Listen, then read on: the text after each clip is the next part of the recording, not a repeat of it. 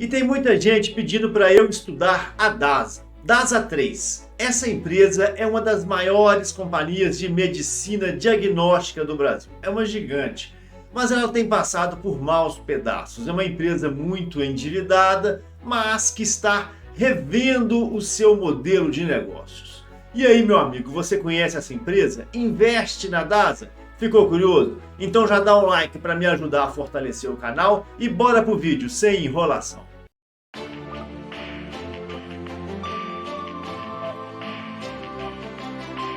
Analisando a estrutura financeira da DASA, com base na análise dinâmica de balanços, eu peguei os balanços da empresa de 2020 a 2025.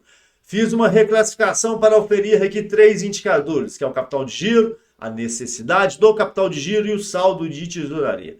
E logo de cara, observando os dados do terceiro trimestre de 2025, nós percebemos uma empresa que tem uma estrutura financeira sólida, grau de risco 2, praticamente inexistente, capital de giro estimado em 1,2 bilhão de reais e uma necessidade de capital de giro de um pouquinho mais de 1 bilhão de reais. Então sobra dinheiro, sobra 175 milhões de reais e esse dinheiro está no caixa dando liquidez para a empresa.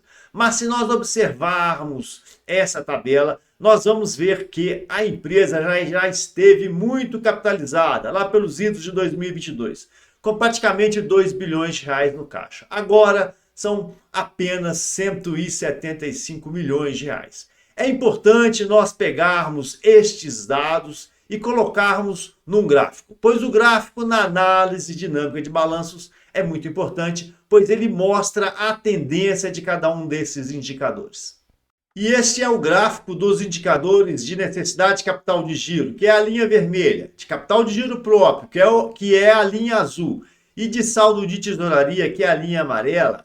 Estes são os indicadores da DASA. E eu percebo um gráfico confuso e eu não gosto nada. O capital de giro oscila bastante, né? Percebam que ele tem um fundo aqui em 2021 e agora em 2024 ele tem níveis de 2022. O saldo de tesouraria também é bastante errático. E uma característica nada agradável é essa variação muito forte da necessidade de capital de giro. Percebam a variação como a necessidade de capital de giro, aqui no mouse, onde eu estou passando o mouse, que é essa linha vermelha, ela sobe de uma necessidade de capital de giro negativa em 2021 de 1,5 bilhão de reais e passa a ser uma necessidade positiva de praticamente 2 bilhão de reais em 2024. De 2024 para cá, todos os 3 indicadores, tanto o capital de giro, que é a linha azul, a necessidade de capital de giro e a linha amarela do saldo de tesouraria, agora em 25, eles apresentam valores bem inferiores a 2024. É um gráfico confuso, é um gráfico que carece, que necessita de uma avaliação criteriosa da composição de cada um desses indicadores. E vamos começar pelo saldo de tesouraria, que é a linha amarela. Quando nós analisamos o indicador saldo de tesouraria, que é composto por apenas 3 contas, que é o caixa, as aplicações financeiras de curto prazo e os empréstimos de curto prazo, nós percebemos que a DASA vem perdendo liquidez, vem perdendo qualidade, principalmente a partir do ano de 2022. Em 2022, a empresa tinha um caixa de mais ou menos 1,9 bilhão de reais. Em 2025, apenas 175, um décimo, né? Ela perdeu muita qualidade. E a gente pode comprovar isso também quando a gente olha analiticamente as contas. Percebam a conta de aplicações financeiras. Ela lá em 2022 tinha praticamente 1,8 bilhão de reais aplicados, agora em 25 está zerado. Mas ela tem liquidez, né? E é positivo. E essa liquidez ela vem do longo prazo. Isso a gente pode afirmar porque o caixa tem 2,5 bilhão de reais e os empréstimos 2,3. Então está sobrando 175 milhões de reais. Então, teoricamente, a liquidez dela é do longo prazo, não é do curto prazo, ok? Vamos dar uma olhadinha da necessidade do capital de giro para ver se tem alguma surpresa nesse indicador. Quando eu analiso o indicador da necessidade do capital de giro, a primeira coisa que eu faço é comparar o crescimento da receita ao longo dos anos com o crescimento da necessidade do capital de giro. E o que eu observo no caso da DASA? A DASA saiu de um faturamento de 7 bilhões de reais em 2020 e chegou a 15 bilhões em 2024. Cresceu em 118%. Mas a sua necessidade de capital de giro, meu amigo, ela cresceu de forma exponencial, 6.500%, saindo de apenas 29 milhões de reais em 2020 e batendo praticamente 2 bilhões de reais em 2024. E o principal motivo é a política de crédito da DASA, né? É o contas a receber da empresa. Lá em 2020, ela tinha um saldo de 1 bilhão 740 milhões de reais. Agora, em 2024, praticamente 5 bilhões de reais. O prazo médio de recebimento de suas vendas dilatou de 90 dias para 118 dias, aqui no mouse, ok? E isso vem sugado o capital de giro da empresa. Por outro lado, a conta de fornecedores, né? Ela lá em 2020 pagava tudo com praticamente 46 dias e agora paga com 34 dias. Então, se por um lado ela está dando mais prazo para os seus clientes, por outro lado ela está pagando as suas compras com um menor prazo de pagamento, né? Então isso ofende, isso ataca a necessidade de capital de giro de duas formas, beleza? Mas então, pessoal, quando nós olhamos a história recente, os idos de 2024 e 2025, mesmo nesse curto período, nós vamos perceber que a variação da necessidade de capital de giro foi muito grande também. Lá em dezembro de 24, a empresa tinha uma necessidade de capital de giro de praticamente 2 bilhões de reais, aqui no mouse, ok? Agora, no terceiro trimestre de 2025, passou para 1 bilhão, diminuiu praticamente 1 bilhão de reais em 9 meses, né? E qual é a justificativa disso? Principalmente também no contas a receber. Em 2024, o contas a receber da empresa estava batendo aqui quase 5 bilhões de reais e agora em 25, 2,8, praticamente 3 bilhões. Então, numa guinada só, em praticamente 9 meses, ela diminui o seu contas a receber em 3 bilhões de reais e isso impacta necessariamente na necessidade de capital de giro, que diminui de 2 bilhões para 1 bilhão de reais. É uma gestão de necessidade de capital de giro muito atípica, né? Ela dá muitas guinadas e isso deixa o negócio um pouco inseguro, beleza? Mas vamos dar uma olhada agora no capital de giro para ver se tem alguma coisa interessante por lá. Quando nós abrimos o capital de giro da DASA, a gente começa a entender por quê, mas por que o mercado financeiro não curte muito essa empresa, né? Vamos lá. É uma empresa que tem um capital de giro fraco, estimado em 1,2 bilhão de reais, aqui no mouse, ok? E quando a gente avalia a composição das contas do capital de giro ao longo dos anos, nós vamos perceber que a empresa investiu cerca de 4,7 bilhão de reais, né, em investimentos, imobilizado e intangível. Esses investimentos foram financiados de forma preponderante pelo seu capital social. Esse capital social ele é robusto e chega a bater aí praticamente 20 bilhões de reais em 2025. Mas o que tem de importante aqui, pessoal, é a gente alertar que existe uma conta de ajustes na avaliação patrimonial, que na verdade ela pode funcionar gerencialmente como se fosse um dedutor aí do capital social. E essa conta tem mais ou menos aí 9,5 bilhão de reais negativos. Ou seja, esse aqui é um valor de face de alguma cesta de imóveis, de patrimônio da companhia, né? Que valem menos do que o seu valor contábil, ou seja, o valor venal é inferior. Então ele entraria gerencialmente como uma dedução no capital social. Mas mesmo assim os investimentos que a empresa fez foram financiados pela sua estrutura de capital próprio, né? Mesmo porque a gente percebe que os empréstimos e financiamentos ao longo dos anos variaram em apenas 1 bilhão de reais. Tem um outro ponto muito importante aqui, é mostrar para vocês a conta de lucros e prejuízos acumulados, né? De forma crescente, né, meu amigo? Principalmente a partir de 2022.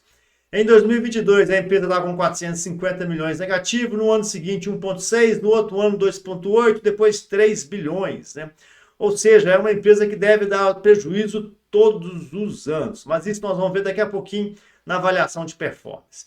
Outro ponto relevante também é a gente salientar que a diminuição dos empréstimos e financiamentos de longo prazo. De 2024 para 2025, saindo de 9,4 bi, batendo 6. Mas o que é isso, né? Uma empresa assim, aparentemente enrolada sob o ponto de vista de resultado. Como é que ela conseguiu amortizar tanto dinheiro aqui, né? Cara, pela imobilização do contas a receber. Quando a gente analisou contas a receber, nós vimos que o volume de contas a receber de 25 para 24 diminuiu aí algo em torno aí de uns 3 bilhões de reais. E é mais ou menos aqui a variação de empréstimos e financiamentos, né? Então ela só trocou o dinheiro de conta. Ela tirou o dinheiro do prazo que estava com os seus clientes, né? Tirou o dinheiro do cliente, né? Dos seus clientes e amortizou empréstimos e financiamentos. Isso é bom porque diminui os juros pagos, né? Diminui o rombo que essa empresa deve ter em relação ao resultado financeiro. Quando nós abrimos o endividamento da DASA, nós percebemos que ela é uma empresa que tem uma dívida líquida relevante de algo em torno de 5,8 bilhão de reais. Já foi maior, viu, meu amigo? Em dezembro de 24 era 8,5. Então houve aqui uma amortização de 3 bilhões de reais na dívida líquida de dezembro de 24 para o terceiro trimestre de 2025. Isso é muito importante, isso é muito bom. Mesmo porque a nossa amiga DASA tem um resultado financeiro negativo muito grande, né?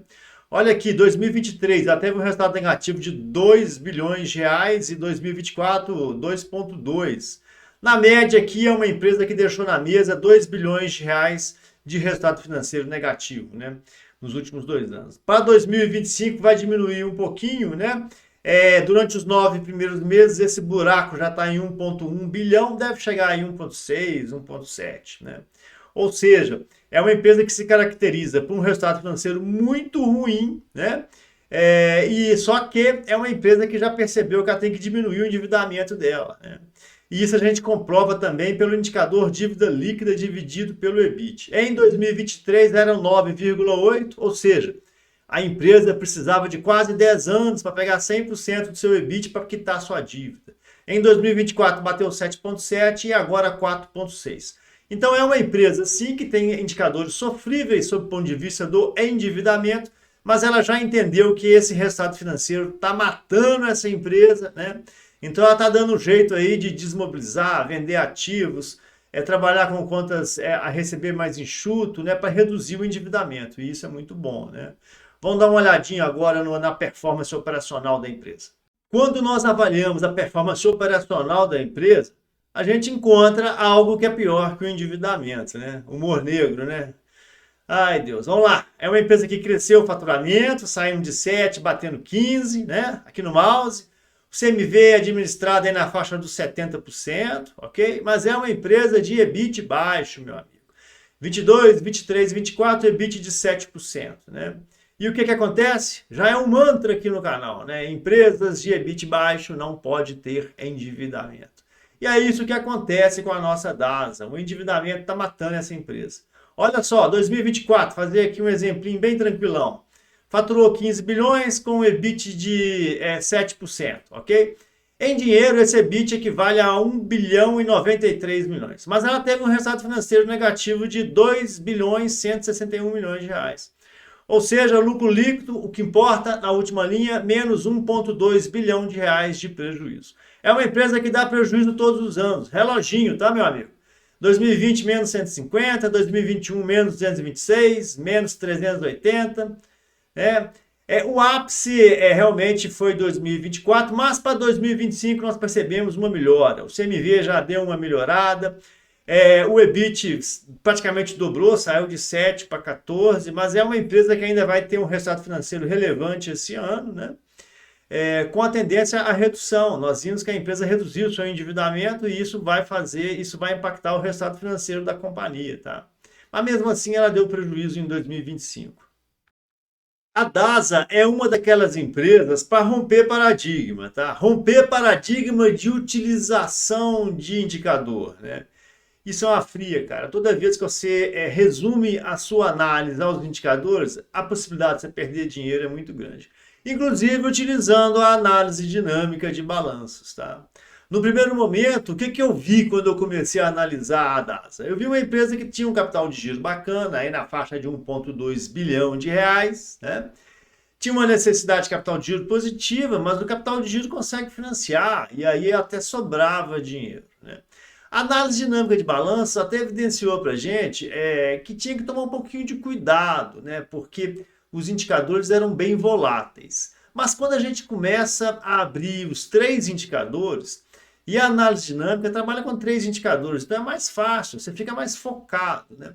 A gente consegue perceber que a empresa está bem enrolada, né? O saldo de tesouraria da companhia, né, ela perdeu muito caixa ao longo dos anos, e principalmente de 2022 para cá, quando o caixa da empresa praticamente zerou. Hoje ele é 1/10 do caixa que a empresa teve em 2022. Quando a gente abre a necessidade de capital de giro, a gente percebe que é uma empresa que tem uma necessidade muito grande de capital de giro, principalmente em virtude de uma política, ao meu ver, meio equivocada de concessão de crédito para os seus clientes, né? Uma empresa que tem um giro financeiro do contas a receber muito longo, né? Hoje ela demora aí praticamente 120 dias para receber um serviço que ela prestou, né? Por outro lado, o contas a pagar também mal gerenciado, né? A gente precisa de prazo de pagamento os mais elevados possíveis, né? Na DASA, não, o prazo de pagamento ele é reduzido, né? Quando a gente abre o capital de giro, a gente percebe uma empresa também enrolada, né? Uma empresa que tem uma estrutura forte, mas essa estrutura forte ela vem do capital social, ela vem do IPO, ela vem do lançamento de ações subsequentes, né? Uma empresa que sempre deu prejuízo, pelo menos ao longo dos anos que eu avaliei, que foi de 2020 para cá, uma empresa que deu prejuízo em todos os anos, né? 2020 ela começou lá com 150 milhões de reais de prejuízo, mas em 2024 ela bateu 1,2 bilhão de reais de prejuízo no ano fiscal de 2022. E grande parte desse resultado sofrível da empresa, ele é muito impactado pelo resultado financeiro da empresa, que vem do endividamento, né? Hoje, o que acontece? A nossa amiga DASA, ela é uma empresa endividada, né? Ela tem um indicador dívida líquida dividido pelo EBIT totalmente descontrolado. Em 2024, esse indicador bateu praticamente 8 vezes, ou seja, ela precisava de 8 anos, né, para pegar 100% do seu EBIT, que está a dívida líquida. Agora, em 2025, melhorou, está em 4,65, né? Mas mesmo assim é muito ruim, é muito complicado. Uma empresa que gera resultados financeiros negativos robustos. Em 2024, ela deixou na mesa aí 2,2 bilhão de reais, né? E aí, cara, quando tu olha a performance operacional, é muito ruim também. Uma empresa de EBIT baixo, se tudo der certo, ela vai te entregar um EBIT na faixa de 7, 8%. E é aquilo que eu falo, empresas de EBIT baixo não podem ser empresas endividadas, né? Porque a dívida chega chegando e ela leva o seu EBIT inteiro, você vai para o resultado negativo, você vai ficar no vermelho, né? Teve melhoras? Teve sim, cara. Teve melhoras de 2024 para 2025. A gente percebeu que o endividamento diminuiu de forma até relevante, né? A dívida líquida saiu aí da faixa dos seus 8,5 bilhão de reais e bateu 5,8. O indicador dívida líquida dividido pelo EBIT saiu de 7,7, foi para 4,6. Mas é uma empresa que mesmo assim, mesmo reduzindo o seu endividamento, ela continuou gerando um resultado financeiro negativo e deu prejuízo do mesmo jeito, né? Em 2025, o prejuízo que existe aí durante os 9 primeiros meses ainda é deficitário. Teve melhora? Teve sim, teve uma melhora relevante e é por isso que o preço das ações aí da DASA está recuperando um pouquinho, né? Agora, a pergunta que tu tem que fazer é se essa melhora já é significativa para você sair comprando. O que você acha? Coloca aí nos comentários. Eu vou dar a minha opinião. Na minha visão, a DASA está no caminho certo. Ela está fazendo o para casa dela, que está muito bem mapeado. Qual é o grande problema da DASA? Chama-se despesas financeiras, resultado financeiro negativo. E isso está arrebentando com o resultado da empresa, né, com a performance. E é por isso que a empresa dá prejuízo, né? Então, mas como é que você vai atacar esse resultado financeiro que ele é muito forte, muito negativo, né?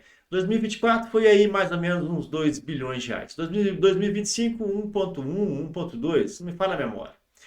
Então, o que acontece? Para você resolver, para você melhorar esse déficit financeiro, você deveria alongar suas dívidas com taxas menores, ok? Isso é um dos vetores. Mas o vetor preponderante é diminuir o volume de endividamento. E você só consegue diminuir esse volume de duas formas. Ou você tem uma operação muito lucrativa que gera um caixa forte, você chega lá e paga, ou você tem que fazer uma gestão interna da empresa muito eficiente, e a DASA fez isso agora em 2025, diminuindo, né, o volume do seu contas a receber, pegando esse dinheiro que estava na mão de cliente, né, e quitando parte das dívidas, diminuindo o seu endividamento, né, você vai fazer um manejo das suas contas contábeis, mas tu precisa desinvestir. A DASA está fazendo isso, né? Agora em 2025, por exemplo, ela vendeu uma operação que ela tinha na Argentina por uns 800 milhões de reais. Vai pegar esse dinheiro para amenizar, amortizar parte das suas dívidas, né? O para-casa da DASA é muito simples na teoria, né? É melhorar a performance operacional, melhorar o seu EBIT, pagar menos despesas financeiras, reduzir o seu endividamento, né? E para conseguir melhorar a sua performance, melhorar a sua estrutura de capital de forma endógena, né?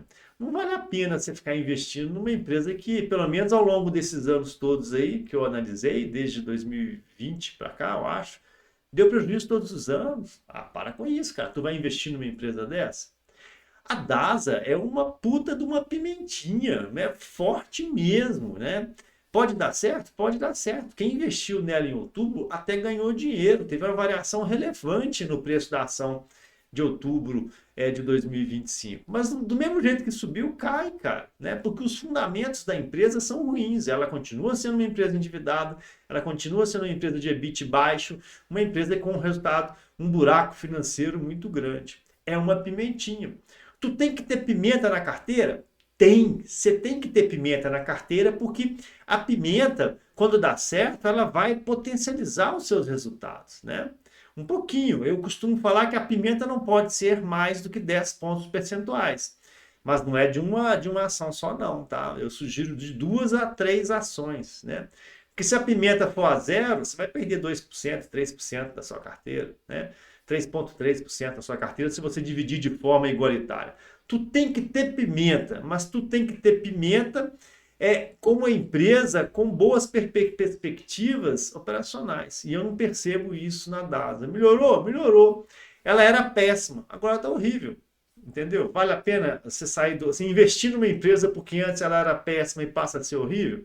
Com todo respeito a quem trabalha na DASA, aos investidores da DASA, mas assim, o dinheiro é limitado, a minha carteira é limitada, a sua carteira, o dinheiro que tu tem no banco, com certeza ele é limitado. Então você tem que colocar nas melhores opções possíveis. Se a gente está falando de pimenta, ação pimentinha, a DASA é uma ação pimentinha, mas tem outras ações pimentinhas que são mais interessantes do que ela. Beleza? Cara, essa é a minha opinião. Se de alguma forma eu falei algo aí que você não concorda, já peço desculpas, não quis de forma alguma ser agressivo, mas é que para mim a DASA não serve, beleza? E deixa seus comentários aí, combinado? Cara, tu tem alguma coisa para me indicar? O vídeo tá legal, tá ruim? Quer sugerir alguma coisa? Quer sugerir alguma ação? Coloca aí nos comentários. Tu já visitou o meu site, o tsumonen.com.br? Nesse site, cara, que não paga nada para entrar, eu coloco os meus artigos. Eu gosto muito de escrever, sempre vou escrever alguma coisa e colocar lá. A minha meta é um artigo por dia, né, de diversos assuntos. Tá bem difícil de bater, mas o foco é esse. Exercitar a mente é sempre muito importante. Estudar é manter-se vivo, ok? Muito obrigado, bons investimentos e principalmente fiquem com Deus.